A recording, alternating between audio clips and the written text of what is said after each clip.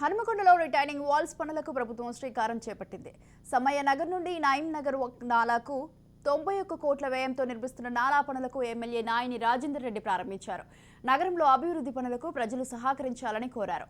నాలాలు ఆక్రమించిన వారిని వదిలేదే లేదని, అభివృద్ధిని రాజకీయాలకు అతీతంగా సహకరించాలని కోరిన ఎమ్మెల్యే పట్టణ అభివృద్ధికి అన్ని వర్గాలతో కమిటీ వేస్తామన్నారు.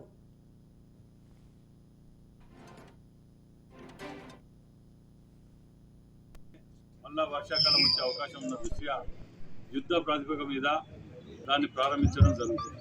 వీటికి రాజాజీనగర్ దగ్గర కూడా కింద ఇప్పుడు వాల్కు ముందు దానికి కూడా ఇవాళ అదనంగా సుమారు ₹1 కోటి దాకా దానికి కూడా అదనంగా ఇవాళ కేటాయించి ఆ బెడ్కు కూడా నిర్ణయం తీసుకోవడం జరిగింది ఇప్పటికిప్పుడే. కాబట్టి ఇది ఒక మంచి శుభ పరిణామం.